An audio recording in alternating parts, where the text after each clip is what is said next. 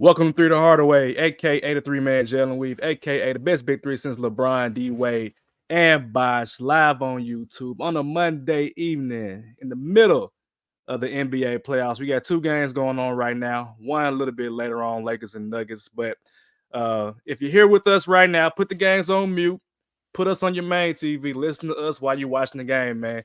And of course, like the video, comment in the live chat to join the stream. And gentlemen, we are 9 subscribers away from that 200. We're gonna get there, man. I feel it. I feel we're gonna get there, man. So if you're here with us, lock in with us, subscribe to the channel, and let's get it popping, man. If you don't know who I am the walking bucket, providing instant offense. It's your boy Savage. Up here, we got the coach on the sidelines, taking them to school on and off the court. And when I say it's really shitty, it's really shitty. Shitty. Game one was rough, man. For who? For 8 teams? You're right. It was very rough for all visiting teams.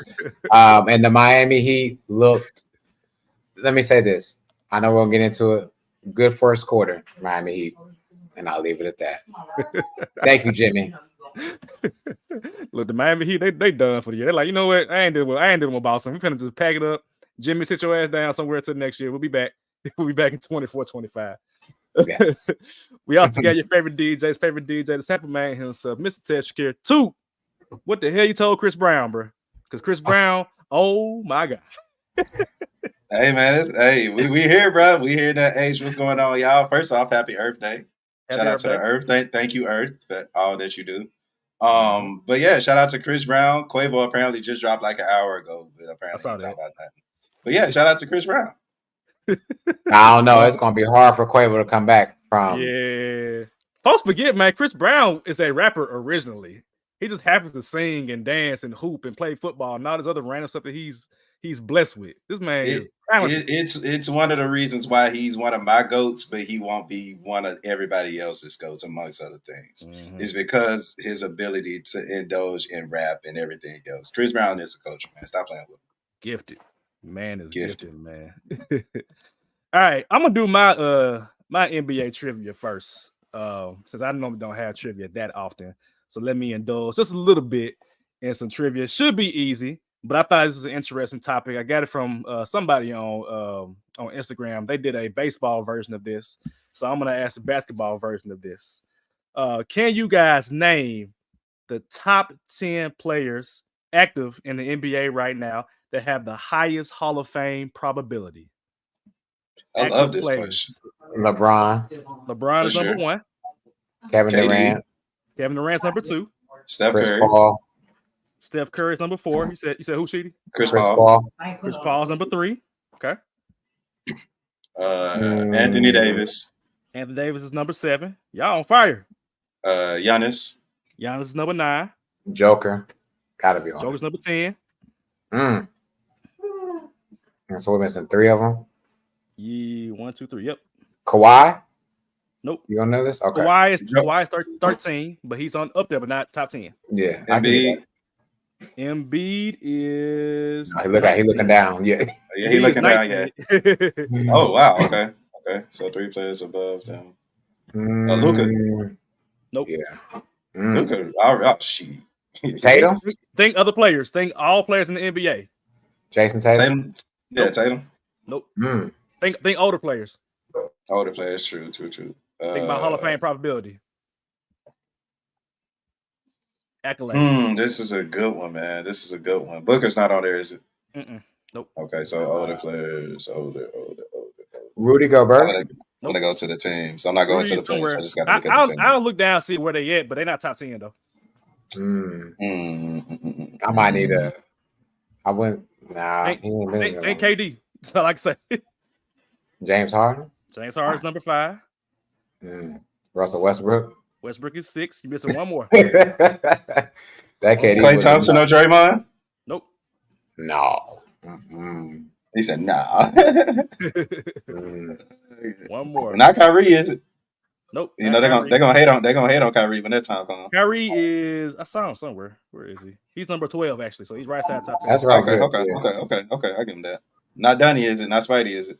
Nope. No, it's got to be someone like that, a little bit older, more seasoned. Ain't top 75. Top Damian 75. Lillard. Damian Lillard's number 8. I be forgetting he played for so many seasons, man. It's been about 10 years, I feel like, with Dame. At this point, they letting everybody in the Hall of Fame. I was going to say Al Horford. Look, I want you to guess what Kyle Lowry is. No. Top 10. Kyle Lowry is 14. Stop. His probability is 85% Hall of Fame. Hey man, I'm gonna shed a thug tear if Kyle Lowry is a Hall of Famer. I'm not gonna lie. And to be honest, he probably is and should be. I'm not gonna lie to you. He probably would be. But if we let some other people in, he at least has a. For what it's worth, Jimmy is 17 with 72%, 73%, damn near. I get it. He right there. Yeah. So yeah, I was just curious to see where these players at. They got John Wall at 22, but 32%, so he's not getting in. The threshold I would say is after the 50%. So the threshold stops at 19 with Joel Embiid at 66%. Is Dwight Howard on that list? He's not active. Okay. Yeah, he's not active. So from 11 to 19 is this: Paul George, Kyrie Irving, Kawhi Leonard, Kyle Lowry, Draymond Green, Kevin Love, Jimmy Butler, Klay Thompson, Joel Embiid. There go your Warriors. Yep. And 20, the threshold between Joel Embiid and the next player is DeMar DeRozan at 46%. Which is kind of crazy to think about. It's kind of crazy to think about, man. That's a talented player. It is. He is. So, but yeah, that's my trivia for today. Comment jumping, my lord. Hold on. Sorry, he said Quavo guy throwing hands. Ain't no rapping back at that. Ain't no rapping about that. Chris Brown been calling. Hey, he been calling them out to hoop too. Like the tournament they do, the crew league. He said, "Bring them bitch ass out here." He said it. His words, not ours. His words, not ours. Again. Sure, for sure. Yeah. Mike Conley ain't gonna make it. Sorry, Candy. He ain't gonna make it. Yeah, he got his money. He chilling. I don't know how John Wall's top 25, but he ain't gonna make it at the threshold though. So no. Multiple All-Stars, I would assume. I think he might have got one All-NBA team, if I remember correctly, but nah, he ain't making it. Yeah, Ashton probably paid somebody to make that vote. It probably was it. Yeah. Yeah, what you got, to? What do I have? All right, so of course we give flowers to where they are. The Bucks actually won without Giannis, and in doing so, Damian Lillard, he put up 35 in the first half, 35 points in the first half. That is the second most in a playoff game in the last 25 years. This is a two-parter. I want you gentlemen to name the person who has the most at 38, and then the second amount tied again with Damian Lillard. Damian Lillard did this twice. He got 34 in 2019. But there's also a player who tied him. So question one, who has more with 38 in 2019? 19. Not Klay. Klay Thompson. It's not Klay. It's not Luka. You said 2019 is when it happened, right? 2019. With 38. It wasn't Luka. Dang. 2019. Dame? Not Dame, but I'm sorry, not Dame. CJ? Nah. Let me know what you want to hear. 2019. Okay, what happened in 2019? That was before the bubble. That was a bubble, wasn't it? That was before the bubble. 2019 playoffs. Oh, okay. That was the year before the bubble. Yeah, 2020. Yeah. We have mentioned him on the podcast before, or on this podcast. So today? He is Donovan Mitchell. Damn. Jamal Murray. No, we've mentioned him in what we just did. In your question. Okay. We mentioned him. Oh, George. Harden. Nope. Paul George. All right, last hint. Y'all being real disrespectful. Oh my Y'all God. being real disrespectful right now. KD? Yes. Fuck out of here. Yeah. Man, I'm being disrespectful. You need to talk to Anthony Edwards and not us. I mean, we're going to have a conversation, I guess. But now, KD scored 38 2019, and in 2001, again, this player tied with Damian Lillard's 34 and a half. Who was this player? That's 2001. 2001. Oh. He's known as a dunker, very close. Vince Carter. Vince Carter. Okay. Good job, Cheaty. Vince Carter, 2001, scored 34 points in the first half of the NBA playoffs. So, the more you know. That boy was hooping. My God, Vince. Hall of Fame. Dropping him back then? Man, people forgot, man. Vince Carter was that dude. He was that dude. More than a dunker. All All right, then. Let's get to these awards finalists. So last episode we did talk about, the odds with the players. The NBA has released the full finalists, I guess, roster, for lack of a better term. And then we'll get into the player poll a little bit later after this. But I'm going to share the list that the league has for the NBA awards. All right, so we got, make it a little bigger for myself. My eyes are trash right now. Clutch player of the year, Steph Curry, DeMar DeRozan, SGA. I'm not sure how DeMar DeRozan and those sorry ass Bulls get on this list, but he's here. Because of him. Defensive player of the year, Bam, Rudy Gobert, Victor Wembanyama. Most improved player, Tyrese Maxey, who's going off right now on the New York Knicks. Al B. Shore, Alperen Sengun. Kobe White from Chicago Bulls. MVP, Luka, SGA, and Joker, of course. Rookie of the year, Chet, Brandon Miller, and Victor again. Sixth man of the year, Malik Monk. We'll get into him a little bit more at the end of the show. Bobby Portis Jr. I wasn't expecting that, to be honest. And Naz Reid from the Timberwolves. Coach of the year, Coach D. Chris Finch from the Timberwolves. And Jamal Mosley from the Orlando Magic. I don't think we have any surprises from this list, but do y'all have any thoughts about what we got? I'll go. I guess for me, I didn't really expect Bam to be on this list. I didn't either. As a defensive player of the year. I'm not against his defense, but I think Victor's actually been playing very great defense. I mean, how do you go against a 7'5" guy anyway in the paint? And Rudy Gobert has clearly been playing some great defense too. But the thing I want to talk about with these awards, and I'm thankful for this, I want to see other players get the chance too, like a Herb Jones, and other players, but I know that's not going to happen. But you talking about DeMar DeRozan being on the list. I don't know why Steph Curry on the list for Clutch Player of the Year. But 10th place out west. I mean, that's clutch, So it was for DeMar DeRozan too, wasn't it? That's crazy. How do you qualify for this award when your team was trash all year? Like, how?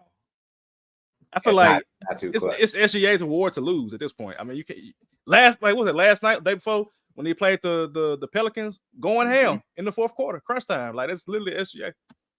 But hey, they got to give a participation award with this clutch player of the year type thing. Because we ain't even vote for this or like decide who will be a player. Because I don't care about this award. I really don't. The people care, bro, and that's all that matters, bro. Shout out to the people. Sheedy, keep on, bro. I'm gonna get you. But now, the one if he would have told me at the beginning of the season, Brandon Miller would be a top 3 candidate for Rookie of the Year, I would have told you that. So I do want to salute what he's been able to do this season, especially based on how he was coming into the NBA. Not doing much in college. I think they in Alabama lost in the first round, so I kind of put a lot of pressure on him, especially with Charlotte using second pick on him. But he's been balling, and shout out to him. I definitely want to put that out there. He did all right in college. It was a tournament that he just flamed out, but I think he had an injury that kind of held him up, and then on top of the situation with the gun that he brought to the scene and all that type of stuff, and that was a whole thing kind of looming over him. So for him to respond this way has been like amazing. Like, he turned it all the way on in the second half. The Hornets are just not a good team. That's all that it is. So, but we actually have a players poll from The Athletic, and Took, you got the slides up or on your phone. Yes. So this is AKA the time of the pod for me to be petty. All right, so shout out to the Athletic. You said they had a surprise player poll, but not really a surprise, but some of these answers may be surprising or not. So we're going to go through them, and we're going to agree or disagree with the person that won this award. All right, so we're going to go with the most overrated. They said Rudy Gobert. Do we have any disagreement in that? We're all in agreement in that. I don't know if I say he's the most overrated. I can see him saying overrated, yes, but I wouldn't say most. I think. What would you say the most overrated is? Oh no, I would say this qualified last year because of the 5 draft picks, and we didn't see it come to fruition yet. Most overrated now, I don't come back to me, and I would say KD, since you want to be in my face about stuff. Man, it's hard to go against Rudy Gobert being the most overrated because like he literally gets played off the court. He's not aesthetically pleasing on offense. And his defense is great, for what it is in the regular season, but playoffs, like I said, he gets played off the court. So I don't really have a rebuttal for that. I agree with it. All right, we're gonna go with the greatest player of all time. We should all know this one. The first number 23, Michael Jordan. Any disagreements?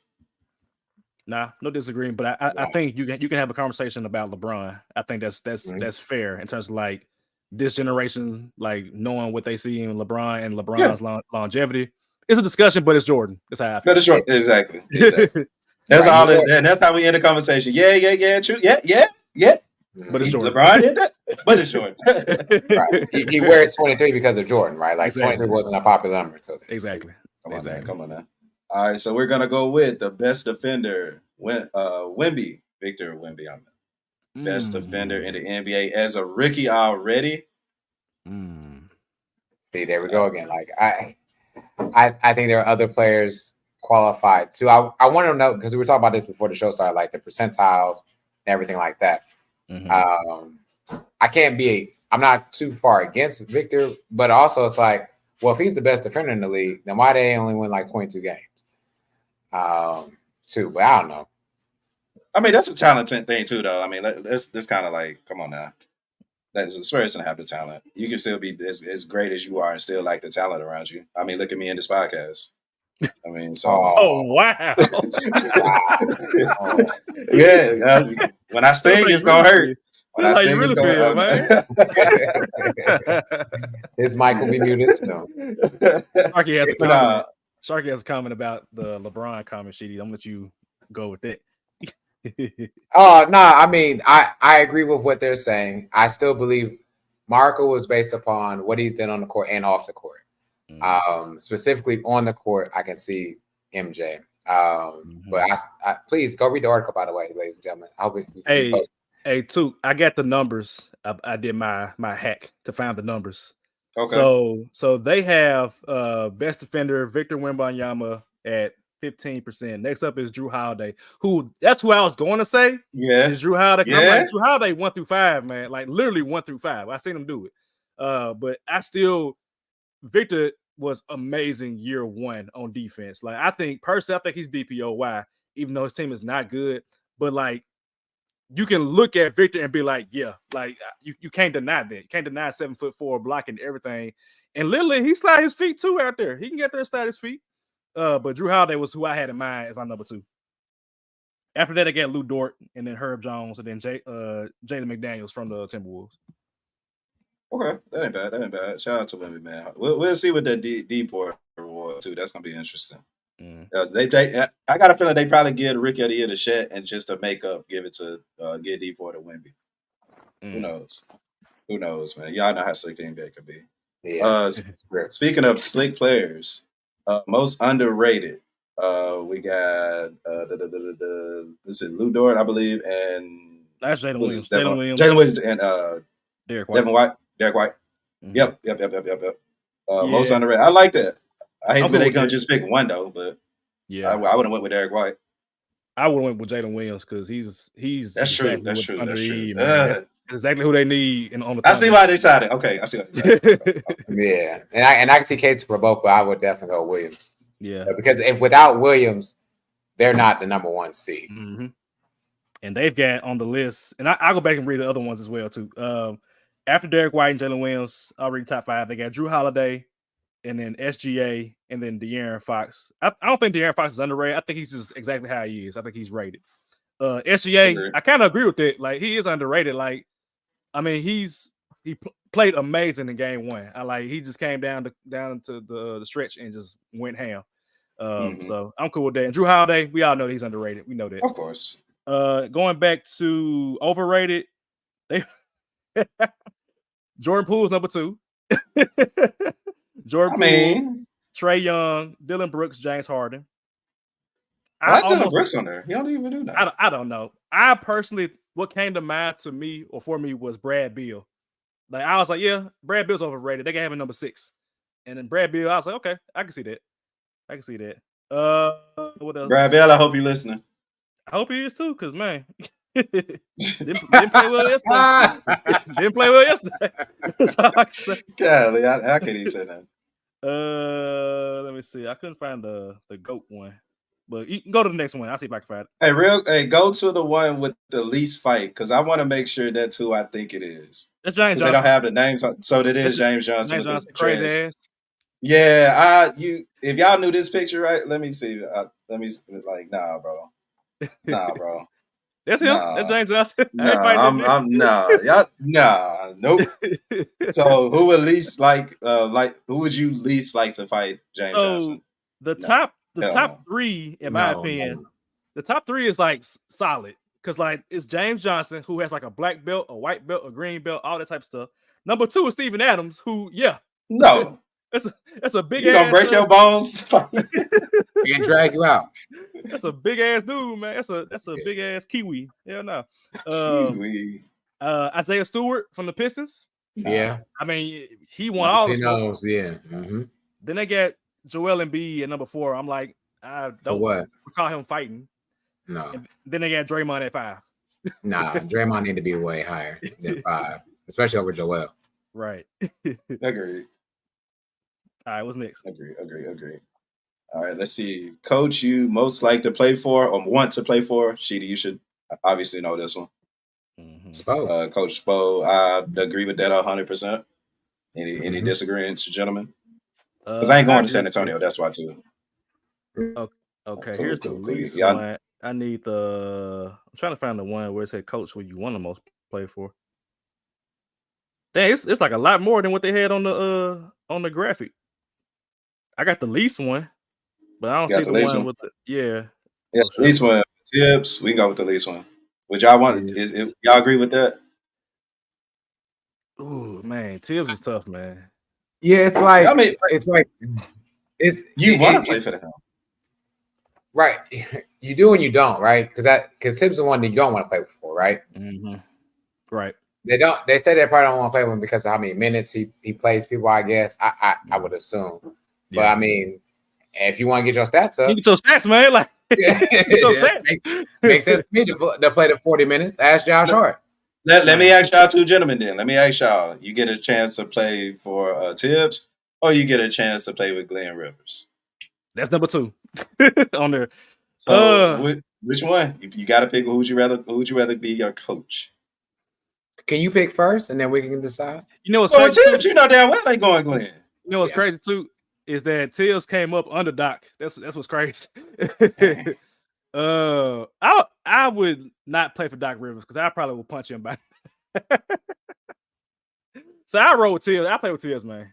I can't do Doc. I can't do it. Sheedy. Sorry. Tibbs, yeah, I'm not playing for Tibbs. Okay. Number 3 on here is 3, 4, 5 is Monty Williams, Darvin Ham, and surprisingly Nick Nurse, who is a pretty good coach. In my opinion, I don't know what's going on with it. The coach you want to play for, top 5 was Spo, Popovich, Steve Kerr, Ty Lue, Michael Malone from the Nuggets. Steve Kerr should be lower. I play with Pop, man. I play on the Pop if I'm. I mean, come on, it's just San Antonio. Like if he was in like LA, I would sign me up. Yeah. MVP, of course, Jokic. Yeah, I mean, he's Jokic. Yeah. Cool. Favorite current non-NBA athlete, the homie Lamar Jackson. Let me find that one. That's a good one. I like that one. Yeah. So the top 5 this is very random. Lamar Jackson, of course, number 1, that one. Caitlin Clark's number 2. Novak Djokovic, the tennis player, is number 3. Okay. Usain Bolt's number 4, and Patty Mahomes is number 5. Okay. I'm trying to see anybody else is on here noteworthy. They got Mike Tyson, who ain't fought for real in like 15 years. He finna whoop who's it? Logan Paul ass? One of the Paul brothers. Jake Paul, Ryan Paul, Chris Paul. He's gonna need a Paul Bear. That's what he's gonna need. Oh my God! Hopefully.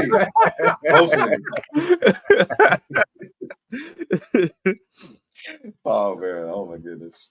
All right, and then the last one. one player to build a roster from scratch with.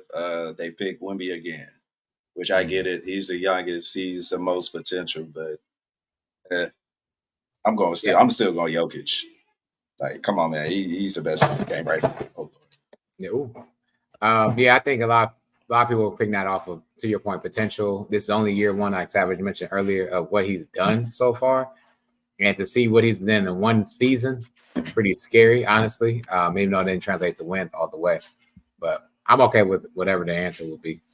The top 5 are Victor at 27.9. Jokic is right there at 27.2. Then a big drop. You got Anthony Edwards at number 3, Luka at number 4, and then SGA at 5. For our Memphis listeners, there is no Ja Morant here. There's after number 5 is Jason Tatum, Joel Embiid, LeBron James, Giannis, Paolo, and then Steph Curry is rounding out the top 10. Well, that sucks. That's a bummer. It's actually not a bummer. It's actually a segue to our next segment of the Golden State Warriors.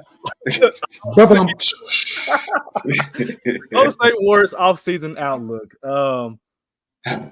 Man, where do we begin? At the end. Fast forward.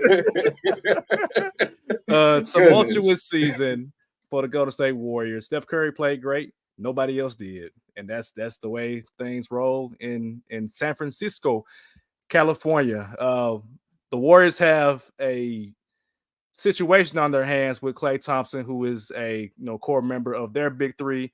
Draymond Green is obviously going to be back. He came out and said that they got to run it back again, as is. But personally, I can't see them like doing it exactly the same again without making some type of wholesale changes, because for the most part, everybody was healthy aside from Draymond, having his mental health, quote unquote, in question.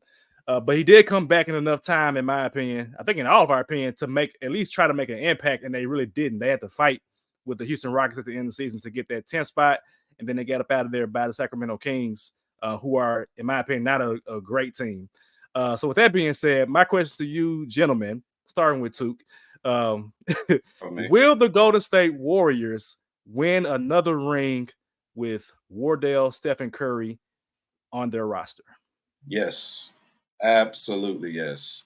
And before they get there, though, I'm just saying it right now. You're going to throw them dishes in the sink. You're going to wash them. You're going to vacuum the floor. You're going to clean the windows. You're going to clean the microwave. What I'm trying to say is you're going to clean house. If your name is not Steph Curry, and I'm willing to keep Draymond Green, I'm keeping Draymond Green as well, I'm finding you another home next year. There are a lot of talented Warriors on that team that didn't perform the way that they were supposed to. I believe that the Steph dynasty is not over. I believe that you can get something quality back. Like the Warriors roster next year could look a lot different, but in my opinion, it can look a lot better too if you plays your cards the right way. You do whatever you can to find, get value for Klay back. You still got Chris Paul on his contract. You still got Andrew Wiggins on his contract. You got something brewing with Kuminga, so you ain't got to get rid of him unless you can get something better. Like, it's so much you can do as a Warriors team. But my thing is, and I forgot who I was talking to on Twitter about, but I don't trust the front office the same way I used to, because of Mike Dunleavy Jr. moving into that position Bob Myers was. And y'all know me, I like to look at an organization from the top to bottom. So if this was Bob Myers calling shots, I'd come on here with chest out, like, oh yeah, we gonna be back next season. With Mike calling the shots, I can't know. I want us to be back next season. I want to be but I don't know yet. But this ain't no damn eulogy. You being disrespectful in the group messages. You as well, Sheet, on this podcast. Everybody on Twitter talking about Steph Curry ain't gonna win again. He's gonna win. Wait. So you said all of that, and then so you don't believe in Mike Dunleavy to make? No. I'm saying I'm not as confident. What I'm saying, I'm not as confident as I am is with Bob Myers, because he's proved to be able to get a championship roster with Steph Curry. Whether that's go out and get Kevin Durant, whether that's go out and get Iguodala, we've seen what Bob Myers has been able to do. So literally, this will be the first summer without him. So can't be able to say, hey, he's going to come and do a hell of a job and keep the flow going. I would like him to, but I can't because, again, this will be the first time we've seen this. But we got the pieces for us not to fall back. Interesting. So, let me go to the comments real quick. Trevor says, Dynasties always end ugly. Cue the Undertaker. Candy's throwing tomatoes at you. Somebody. all right. It's the Steph Curry. I'm telling you, it's the Steph Curry dynasty, just like it was the Jordan Bulls. It was the Kobe Lakers. One Shaq left. It was the Dwayne. It was the Wayne Wade. He like, come on, man. Now you better not cue no damn Undertaker. What a music is, you better not cue no damn. What the?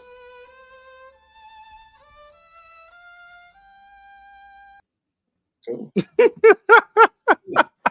And I hope this episode get flagged for using somebody else's music without the email confirmation. And this file don't even go. Yo, what hatred, bro. About to email everybody right after the show. Come on, bro. Damn, bro. Chill. So before I go, so maybe not next year, but like what, 2-3 years? Is that what the Warriors are gonna try to do what they can to maximize the last 4 years of Steph Curry's prime. If we want to call it his prime. Steph Curry is 36. He'd be 37 next year. And he's still putting 26 a game. 4 kids now. He got another one on the way. I used to say, bring your ass home, Steph. Bring your ass home. You gonna be after your contract up, which will be in 4 years. You can do everything that you want. But until then, you're gonna maximize Steph Curry because this is Steph Curry's team. Riley's a teenager. Right. She acting crazy with these kids at school. Come get your daughter. Come on. I'm sorry. When the Warriors do something stupid like get LeBron, hey. The crazy part of that was even thought about to try to do this year was actually crazy. I want to give credit to Steph. Because I kind of forgot what they did in that 2022 playoffs. Like you go back to see like who did they beat on their way to getting the championship. I'm not talking about the Celtics. Nobody cared about them. But the Nuggets got excused and whoever else was on their way. But it's okay. It's okay to say goodbye. I had to say goodbye in 2014 to the Heat, contending for championships or being in the finals. And I think it's time to say that. Even if they still have Wardell, greatest shooter of all time. But if you don't surround him with, he needs another shooter. What made y'all great was having another consistent shooter, whether it was KD, whether it was Clay, what have you. But unlike you, I don't really see the promise in next year because we're all in agreement that the Grizzlies are going to be something next year. And so that takes at least one team out. And I think the Rockets get better too. Because I'll be sure was hurt at the end of the season. And so I don't believe this Warriors team contends as of next season. They're off the Chris Paul contract. They're trying to get rid of Clay for $40 million. And then they're still playing David West from 2018. And then you paid Andrew Wiggins by what, 22, 23 a season. You got to find talent besides him because he was more missed than hit this season. And for me, even thinking about the 2022, how well he was able to guard players and put up 20 every now and then when Steph couldn't, has gone. And so you want to pray for his value sooner than later. So to me, I maybe a play-in team next year, maybe. You can mark my words on April 22nd, 2024 that I said that too, unless they go real big game fishing. And I don't know who's going to give a big return for Klay Thompson in regards to if it's not like, younger players, who's going to say, oh, you want Klay? I'll give you James Harden type deal. That's what I mean by star for star, so to speak. I don't think that's going to happen. So sorry, Warriors. I don't see it anymore. I got a question, and I'm dead serious. Would you, and this is not like a trade scenario, but just like a scenario. Would you be willing to swap out Klay Thompson and Jordan Poole today if you are the Warriors? No. Why not? They missed his scoring. Yes. Jordan Poole's scoring was exactly You what said they it too. did. Yeah. The reason the Warriors didn't have a successful season is because the players that were on the team underperformed. If Jordan Poole was on that team, they would have been worse. The reason Chris Paul came on the team was to make them better, and they did get better in areas where Jordan Poole lacked. Scoring, of course. Okay, that's a little scoring. But Andrew Wiggins coming to the season should have been able to carry the load a little bit better. Kuminga, he's coming into his own, so I really can't put into his own. So anybody else, Chris Paul, anybody else, but Poole, nah, bro. Nah, you still got to deal with Draymond too. I think the Warriors got too many square pegs and round holes, man. Like Kuminga doesn't fit. I don't think Pods is okay. It's like they're young. They're doing it again, where you're trying to build two different timelines, and it just does not mix. So why not go back to the previous timeline, like some Barry Allen type shit? Go back, fix your shit with Jordan Poole, and bring him back in some kind of way. Because Jordan Poole's not happy in Washington, and I don't think they're gonna trade for Jordan Poole, obviously. But like I feel like they missed that dynamic of it. And to Trevor's point earlier, dynasties end ugly, and I think that was the ugly ending of the dynasty. If I'm being honest, it was Jordan Poole getting punched by Draymond Green. When the reality, if Draymond Green doesn't punch Jordan Poole is still there, and you still get that threat off the bench to score 20, 22 points a game. And they missed that this year. If you're talking Barry Allen, I'm not wasting time going it back and get the pool party. I'm going it back and making things right with Kevin Durant, if you want to be real with me. The reason that he had to leave so early is because the league was going to be done just like the Bulls in the 90s. We getting tired of Jordan winning so much that we need to get rid of this ASAP, which they did. But if I'm the Warriors, I'm going it back and seeing if we can make things right with KD. If you want to be square. That's it. If only I'm Barry Allen. Shout out to Barry Allen. That's only if I can travel back in time. I'm not going to get no damn Jordan Poole. Nah, man. If I'm answering the question today, I think Steph Curry can win a ring, but I think it's done in Golden State. He has to go somewhere else to make that happen. I don't see the Golden State Warriors crafting a new team around Steph Curry, not with Bob Myers leading the charge. Like Bob Myers helped build that team from the ground up with Steph, Clay, and Dre. And this is a new era of Mike Dunleavy. Mike Dunleavy is different from Bob Myers in that he is a former player, high draft pick from out of Duke. He's going to do things in his way, in a different way, which I think is going to be counterproductive to what the Warriors want to do, or not want to do, but what they should do long term. And I don't think by the time that Mike Dunleavy builds that roster, it's going to be by the time Steph is like 40 years old. And by then, that's a wrap. So I'm going to say nah. I think that's it for Steph with the Warriors anyway. I like you bringing Kevin Durant back up too, to the fold. I mean, if he would have took at least a pay cut, right? Or if they didn't have to decide, wasn't that around the time that Clay signed? Sheedy. Kevin Durant can still be on his team if Kevin Durant wanted to be on this team. If Draymond wanted him on that team. If Draymond, if KD wanted to be on, if Draymond wanted him, he would still be on the Warriors. If the league wanted this to be, he would still be on the Warriors. The league. Come on, bro. Okay. Stop it, bro. The dynasty that we missed out on. The real dynasty, if you want to be real. I think they're a dynasty without KD. I'm gonna slide a KD DMs. Like, hey man, my partner here said that, that the league didn't want this to happen. Is that true?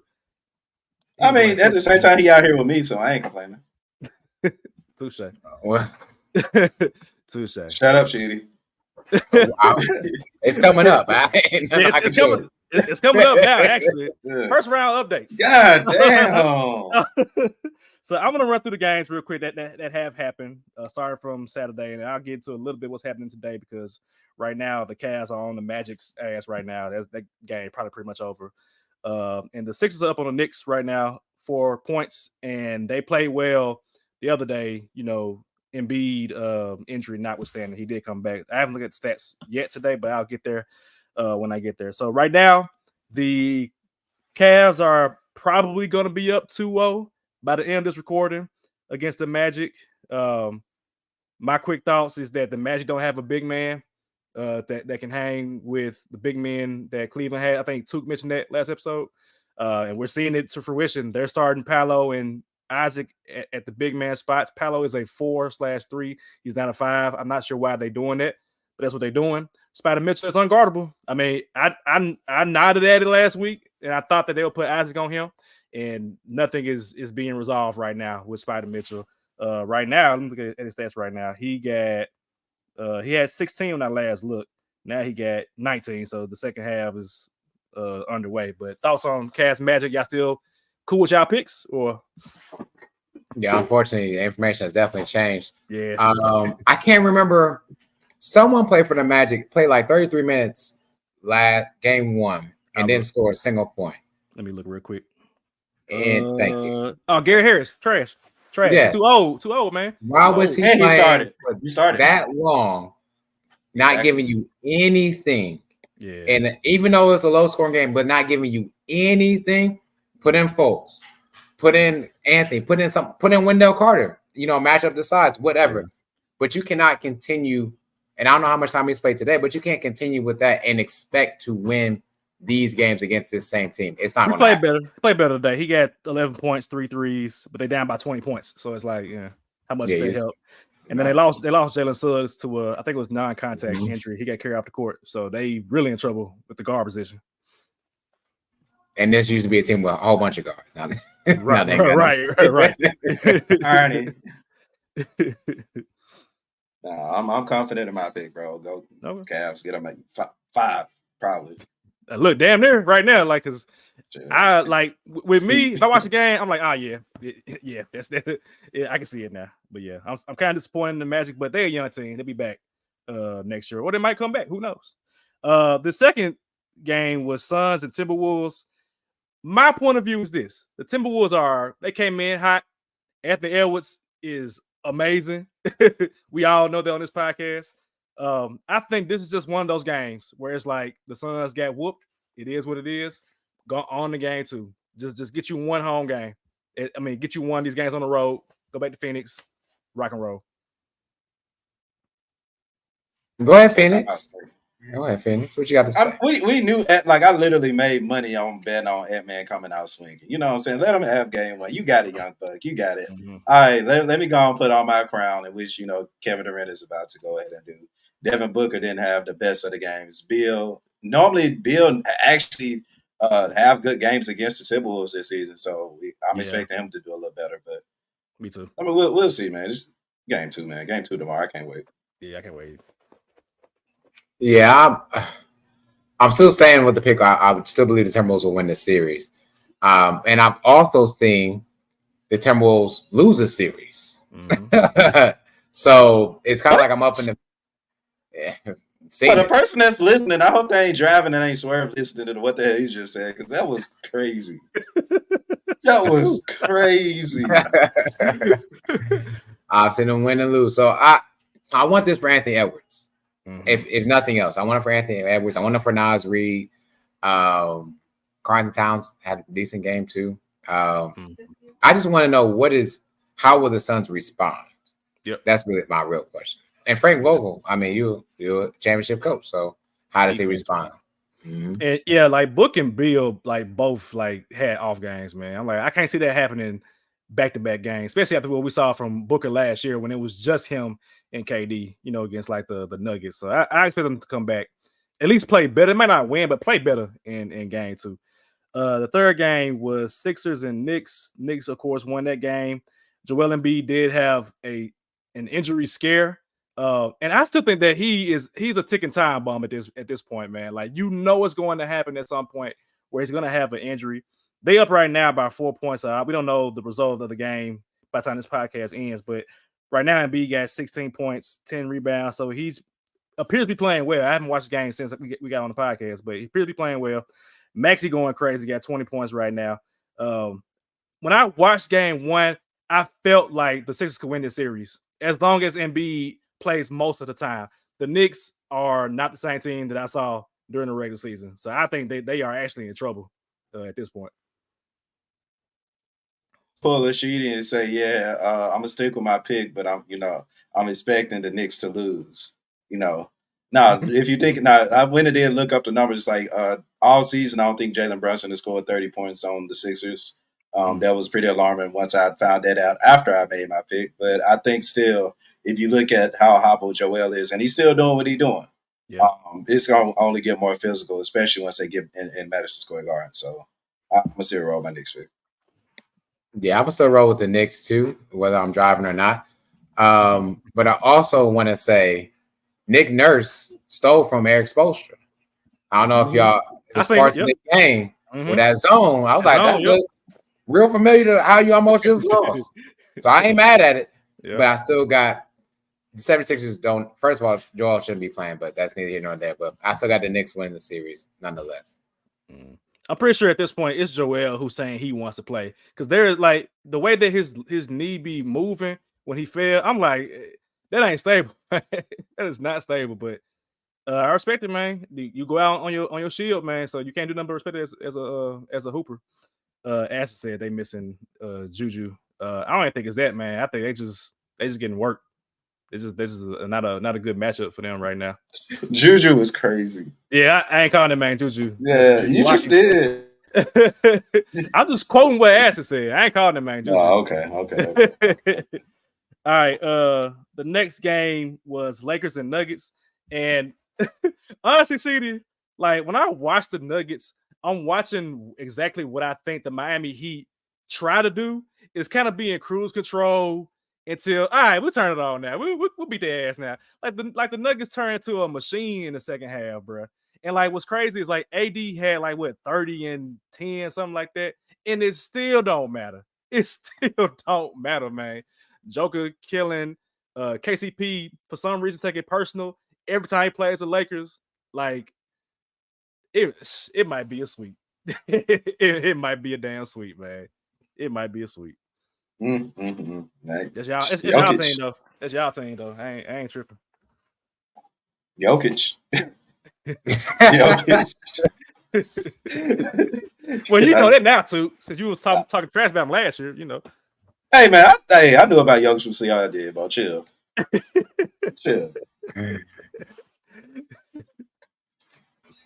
I think the only thing I want to say about this series is the man that's only getting paid like $20 million right now, $22 million, something like that, but is putting together some great defense against LeBron is Aaron Gordon.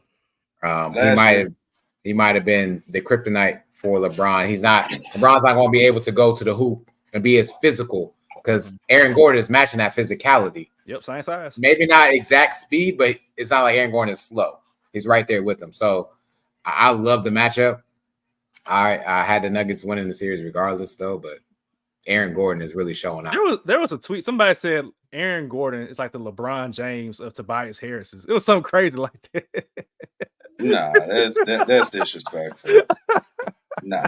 Like he's like an elite role player. That's what they were saying. Elite role player. Okay. Yeah. I get that. Yeah, I give you the elite role player for sure. It's not just Bron that he's doing it with. He's doing that against pretty much the best player on the opposing team, which helps the Nuggets in a lot of ways. Right. The next one got to go to is shitty Boston and Miami. I personally didn't even watch this game. I watched a little bit of it, and I was like, in the 5 minutes that I watched, I was like, nobody beating Boston in the East Conference. It ain't happening. It just ain't happening. So you tell me what you thought about it, shitty, because I didn't watch much of that game. Yeah, I didn't either. But we played a good first quarter. I probably watched it up until about the third quarter is when the complete collapse let go. Like I could have seen us possibly getting back in the second quarter and possibly right after halftime. But overall, man, we're outgunned. Like who is going to stop Tatum and Brown and the rest of them? And even think about the addition of KP. It's hurting how we would play zone because KP can stretch the zone. Mm-hmm. He can shoot. Better than Al Horford, better than Robin Williams, better than whoever they had in the past. So that's what hurts us. We don't have a fighter's chance. So we could have gave it to the Bulls for all I'm concerned and let them get their foray in and out. But also, that wasn't a bad play by Caleb Martin. When you look at it again, as well, I think someone else has mentioned this as well. He was pushed into that, so to speak, on the Tatum. I don't think it was a hard play at all. Mm-hmm. But overall, at the end of the day, Celtics in 3. We can move on. Not 3. Which is the same thing she said. It's a wrap. They ain't got Jimmy Butler either. Like they ain't. Come Terry on, Rozier sick or whatever's going on with him. I don't know what's going on with Terry Rozier. Got him for no reason. He just, right. Heroes are 0. Like, come on, man. Like, hero. It's done for. It's looking like the best player on the Heat is a rookie. Damn near is hockey ass. That's it. The only nigga that play with heart. Nigga play with heart. Next series, Clippers beat the Mavs pretty handily. James Harden had his traditional "I'm gonna score 30 points" game. I watched that game and I was unfazed by it. I was like, oh, okay, James Harden had his one good game. Next game, let's see if you can do it again. You know, Kawhi Leonard's injury question, whatever.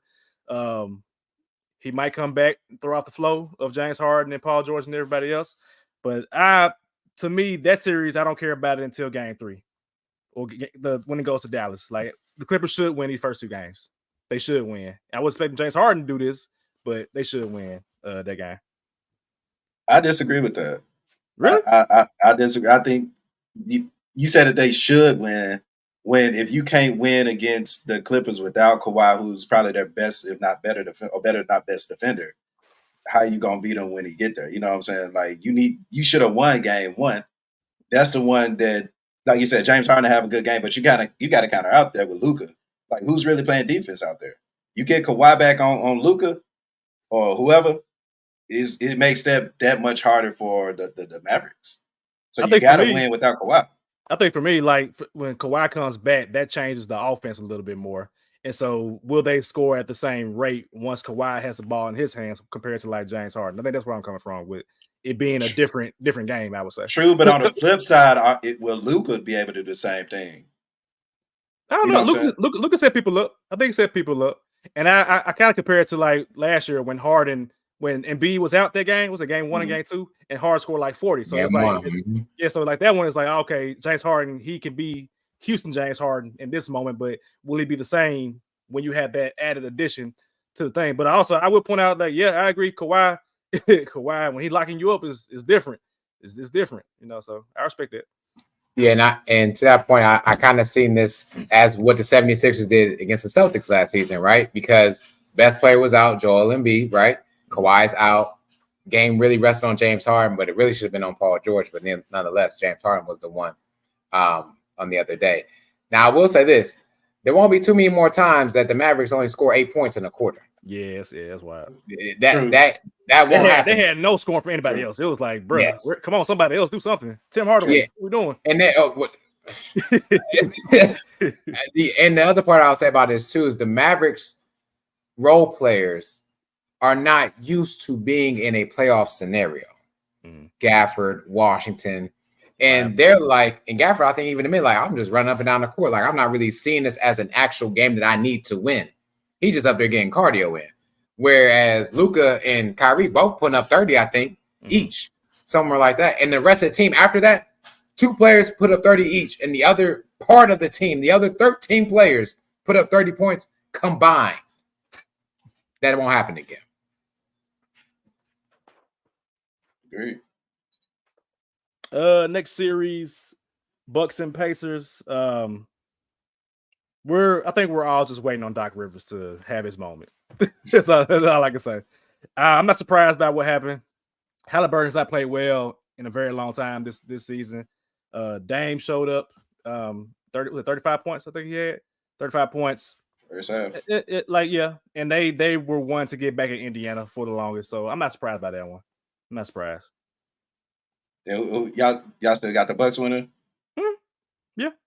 I think the Pacers, they're not ready yet in terms of like roster construction. They're not an old team, they're a young-ish team, but bringing in a new piece like Siakam, you're not going to figure that out until y'all have an offseason together to figure out how you're going to do that and then build around it. Because one thing that I don't really like is that they have like Jarris Walker, for example, rookie, but he like gets no PT. He was a lottery pick and he getting no PT. And like now, you're definitely not getting PT because of Siakam. So it's like, do you move him and bring somebody else in? Like how do you go about doing that? I think they need to focus on, I mean, they're not eliminated yet, obviously, but they got to focus on bringing some veterans now because now it's time to win. You put your chess pieces in the middle with Siakam coming in. You got Halliburton, who's an all-star, but it ain't for some reason it ain't working right now. No, and to add on to the points that you're making, you got Miles Turner. First of all, the Bucks came out with Bobby Portis and Lopez. Ideally speaking, not ideally, but both those guys can kind of spread the floor a little bit more than usual. So you got Miles Turner playing against either Bobby Portis or Lopez, and then you got Pascal playing the other post, defending them. And they were getting ate up, to be honest. It really wasn't there for them. To the point that you also made, where is Tyrese Halliburton at? I get that he was injured, I really do, but I'm looking through that game and I'm watching where he's not even trying to be aggressive. If there was ever a time to steal a game, to the point that you just made it the last one too, that was game one to try to steal, right? But I'm watching his body language. Even I think it was like maybe 4 for 7. He didn't even take that many shots. But like passing the ball up the court when realistically it's not really a fast break. Like go score. Like go. If you're the franchise player, be the franchise player. And I didn't see that, and I have yet to see that with the Pacers. I understand he's a point guard. I get that part, but I don't see it yet.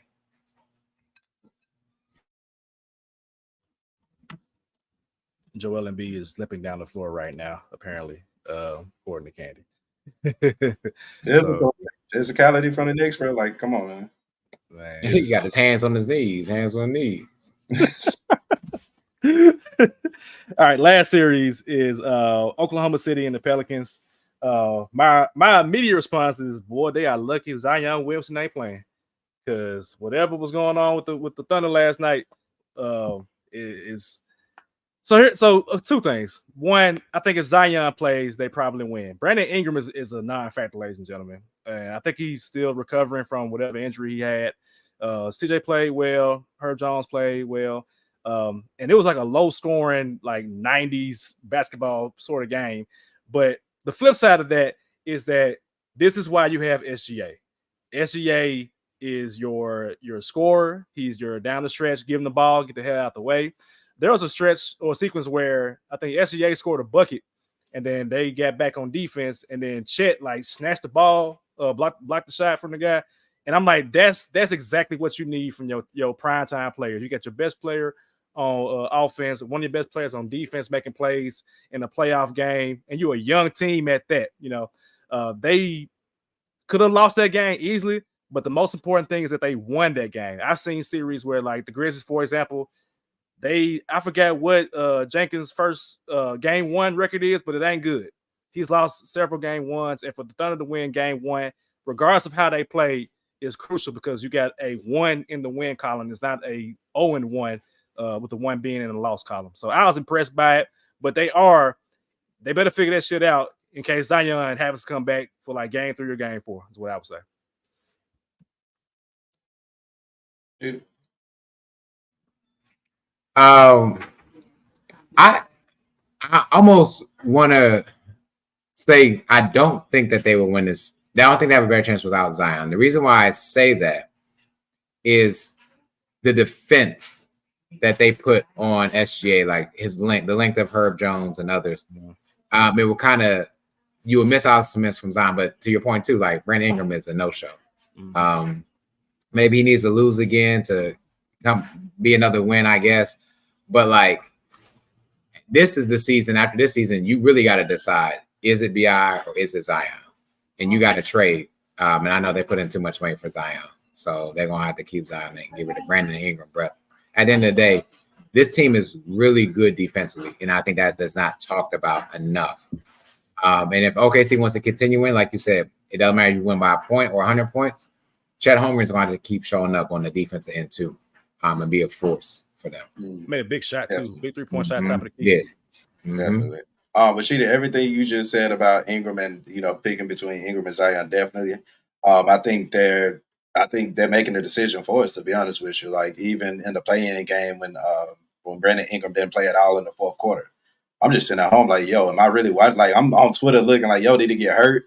He just didn't play. So I get the injury thing, but at the same time, I think it's an effort thing as well. Like we seeing Embiid not even play on half a leg, and he's still giving 16 and 10. Like it's just an effort thing at my point. So if you think about who, like I said, you deciding all the money about to go to Zion anyway, so that the decision been made. So I guess we'll have to do where I see Barron and Ingram go in the summer. But I expected more from him, especially in this playoffs, especially with Zion not being on the floor. But he's not performing the way he needs to. Therefore, of course, we just saw them take a L and a close one. Like I said, they should have won, but what is of what if. Yes, sir. And I'll quickly update us about the games going on right now. The Cavaliers pretty much about to win. They're up by 22 against the Magic. The Sixers are up by 3 right now. And Embiid is now 25-10. So, hey, shout out to Joel Embiid, man. Like, I know we talk about the injuries and that's what it is, but I mean, dude's a dog, man. Like, he gonna go down on this shield. And if they win this game, they don't win it without him providing something. 25-10. I mean, it's more than something, but for him to go out there and just fight, that's what Philadelphia loves about Joel Embiid, is that he gonna go out there and give it his best compared to somebody like Ben Simmons, who didn't want to play basketball out of Philadelphia. That's your boy. Don't whisper it. Say it loud. No. We on a hiatus. Say it loud. On a hiatus from that. Sharky, where you at? Now this information has changed again. Where are you at, Cap? Literally every episode, he feels something different about, like. What are we talking about? What? I've been through in my time with Ben Simmons, bro. I'd have made 2K player builds on Ben Simmons. Like, come on, bro. It's time, dog. It's time. It's time. I'm on a hiatus. Is all I can say. So. Oh, you said don't ask questions. You should know. I got you. Don't ask questions. You already know the answers to. You're right. Got you. All right, let's wrap it up right here, gentlemen. One team not in the playoffs are the Sacramento Kings. They won their initial play-in game against the Golden State Warriors, and they were feeling pretty good about themselves, even though they didn't have Malik Monk off the bench to provide that spark plug. And then they ended up playing the Pelicans, and the Pelicans gave them that work. And now the Kings are back on the outside looking in of the playoffs. They did have like literally a 20-year drought from the playoffs. Then they made it last year. Hallelujah, light the beam. And now this year, they are not in. They got in the play-in, but that's not the playoffs. So my point of view is that this probably is the beginning of another playoff drought, because if you go on our channel, 3 to Hardaway, the most viewed video, not live stream, the most viewed video is the Sacramento Kings offseason outlook. I told y'all last year, and Kings fans was in the comments, like getting on us. I told y'all need an interior physical presence. You did not do that this offseason. And what happened? You get your ass kicked on the interior by Jonas Valanciunas. He was kicking their ass on the interior. And we know, as Grizzlies supporters, we know that what JV can do. When he get the ball in the post, he's an easy button down there. Also, I said the Sacramento Kings had immaculate injury luck. I said that. They had literally no injuries last year compared to like other teams who had, a whole slew of injuries. And what happened this year? You lost Malik Monk. Malik Monk was a very important, vital contributor off the bench. He has great chemistry with De'Aaron Fox. And so you missed that scoring from De'Aaron Fox. Of course, you had Keegan Murray who played well, but your other main guy, a part of your dynamic duo with your backcourt with Fox, Malik Monk wasn't there. And so I asked the guys in the group chat earlier, and this is now I guess a two-pronged question. Is like, one, do you think that Malik Monk should sign back with the Sacramento Kings? And flip side of that is, should the Kings even want to sign Malik Monk back with their roster? What do y'all think? You want to take Sab? Yeah, I can go. Malik Monk is, I think that, how do I say this? The point that was made earlier was we call Aaron Gordon a high-profile role player, right? About Herbert as well. Yeah, and so, yeah, you find a way to bring him back. I think that unless you can get Keegan Murray to really like release himself and be a better player, I think they kind of look for scoring from Malik Monk too often than not. And does that kind of peg Keegan Murray to where he can go, right? To the top, not to the top of where he's at right now. But Malik Monk wasn't making what 12, 13 million. He wasn't making $9 million. $9 million. Oh yeah. You can find him for less than 20, I would assume. I'm trying to look at their roster now. You'll pay Sabonis, who's rightfully so. De'Aaron Fox. I don't know who and why. Yes, bring him back because they need to get rid of Harrison Barnes. So you ding. Barnes contract, and yes, you'll be just fine, Sacramento. Man, look, Harrison Barnes, shout out to you. He played 82 games. He started 82 games. Shout out to you. Salute, brother. Get your money, but at the same time, if the Kings want to be a better franchise, a better team, they're going to have to get better talent at that wing position. I know a few teams in the NBA that have that problem as well. But if I'm Malik Monk, of course I want to come back to the Kings. Like, chemistry is everything. I'm playing with my guy Fox. If I'm the Kings, I'm willing to use that money to go and find something, again, upgrade what I can. Get Harrison Barnes out of here. You're giving Keegan Murray an opportunity to kind of showcase what he got as well. Because 15 points a game, that ain't nothing to grouch at. Like, he's playing a significant part, but he can do better. And I think with more opportunities, maybe we can see. But if not, you got to upgrade, like, and get a big. Like, if I'm looking correctly, let me see. JaVale McGee, he was supposed to help, but he barely played. Was this Alex Lynn? I mean, he barely played. And those are like the only quote unquote centers on the team. So I mean, I get some. No. I like and I rock with Sabonis, like 13 points a game, 19 points. Like, in a modern NBA, that's kind of what you want. But if you look at the Nuggets, they still got the physicality in Aaron Gordon, like we talked about, being able to be physical in the paint. So Jokic ain't got to be every possession. Mm-hmm. You need some help with Sabonis in the paint, dog. And until the Kings get that and some more talent around Fox, they gonna still be mid. And lucky. They were lucky last season. Y'all right. Lucky as hell. But we ain't gonna be lighting no beam no time soon and they don't get their shit together. Man, because I'm looking at their roster and I'm like, what? Because in order to get something, you got to give something. You know what I'm saying?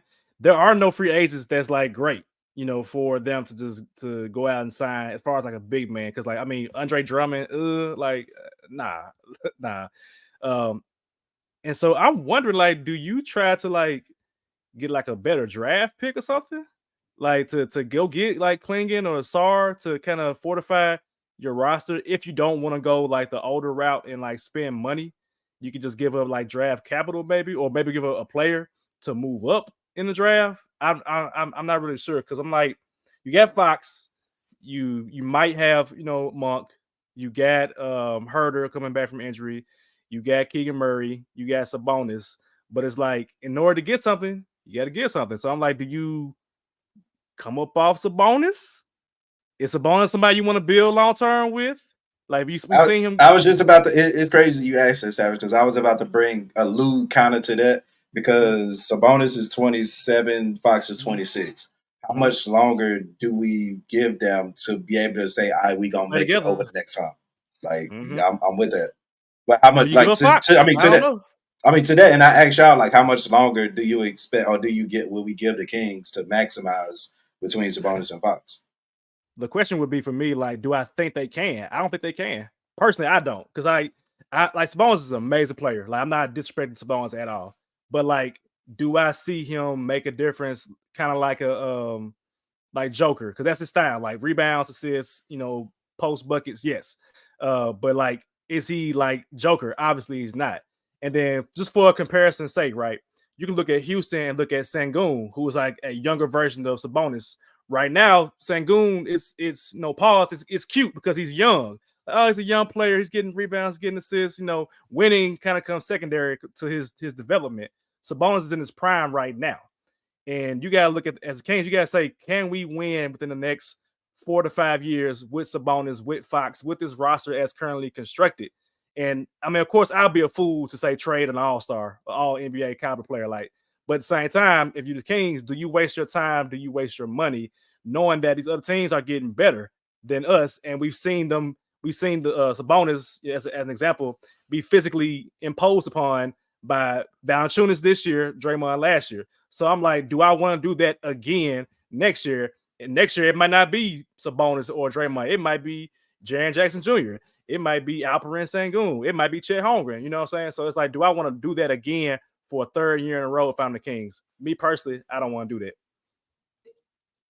Well, what I tell y'all, man, trade when the stock is high. And I'll be honest with you, I really believe Sabonis could be like a second or third team All NBA player from this season. Just based on how many double doubles he's had and his stats.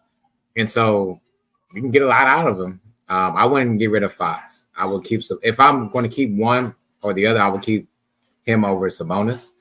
And then, I mean, maybe they get Nick Claxton. I don't know.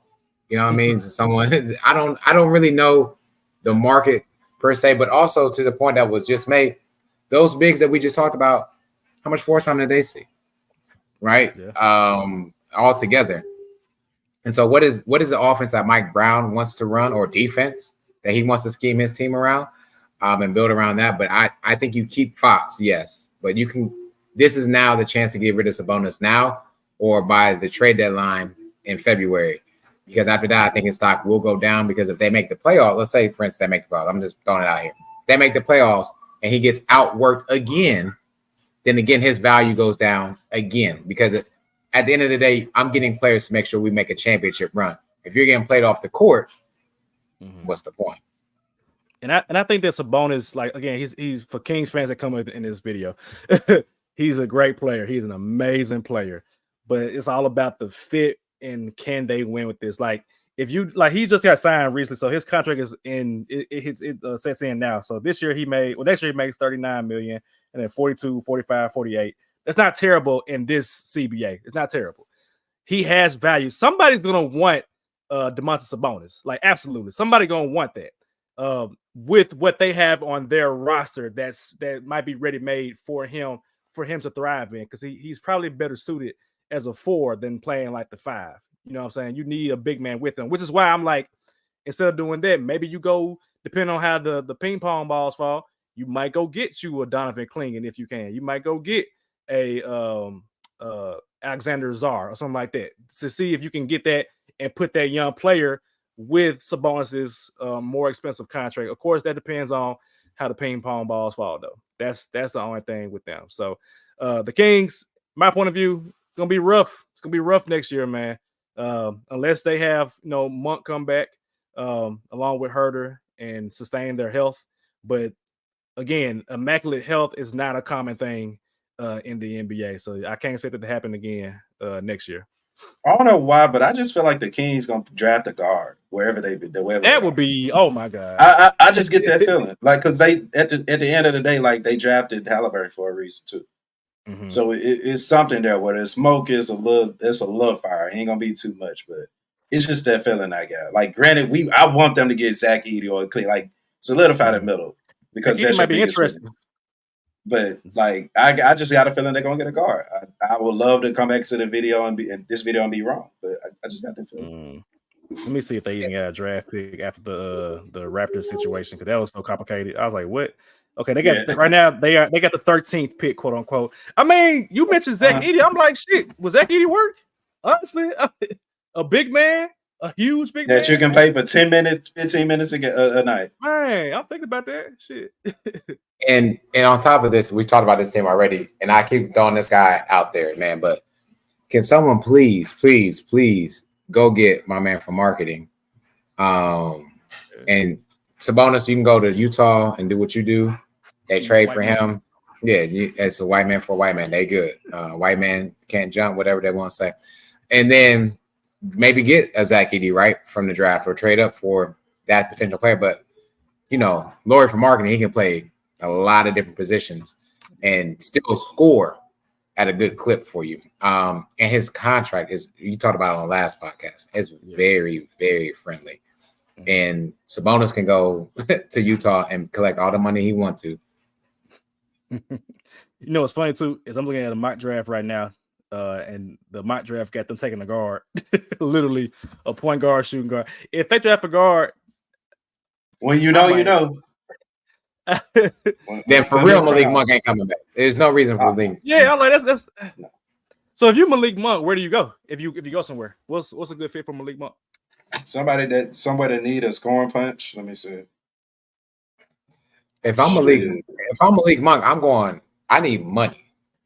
I think he's going to try to Golden State. Nah. He's going to command money at this point. He's probably going to command. If Grayson Allen is almost getting about $20 million, then Malik Monk should be around the $20 million spot. I don't know. Look, back to LA. Shit. The LA miss him. Yeah. Chicago need to blow their stuff up. Look, I say watch out for the Sixers. Sixers, okay. Nets. Sixers. No, they got too many. Win. Yeah, they got too many goals. Darren says Kansas City use a legit athletic shooting guard. Sabonis needs help. Warriors getting lower is all I heard. Man. Come on. If y'all get Lori from marketing, this is a Lori from marketing supporting podcast. We would love that for Lori. Trevor said Memphis unless he wants money. Nah, I can't see Memphis doing it. I can't agree. I like that. Scoring off another punch off the bench, please. Yeah, I would like it. I'm not gonna lie, because that's like getting a grown Rob Dillingham. Honestly, Kentucky. But I think he want to get paid. Unless he does a thing where it's like I'm gonna do a year of bet on myself, and then I'm gonna be fully healthy for the entire year, maybe perform well in the playoffs, and then get my money after that prove year. I'm still young, be 26, 27 years old, and then get paid after that. So, but yeah, Malik Monk, regardless, man, get your money, get your money with that Sacramento or somewhere else. You literally coming off an injury, man. Get your money. Don't be dumb about it. Get your money. All right, let's see. Make sure we ain't missing nothing in the games coming up. Because the Knicks came back. They L by 4. But all right, gentlemen, anything else for the good order? Stop playing with them, bro. Come on, man. It's Knicks. Come on, Tom. Need a time. Come on, Tom. All right, we'll be back next week. Hopefully nobody got swept, so we ain't got to do another offseason outlook because we got 2 more to do. I'll be ready. On the East on the East Coast. No, man, Miami gonna get one. At least one. They gotta get one. I said we didn't want to play them regardless, and here we are playing them. And no. Okay, you're right, Shitty. So we'll be doing the Miami Heat offseason outlook next Monday at 7:00. Stay safe. Be blessed. Peace.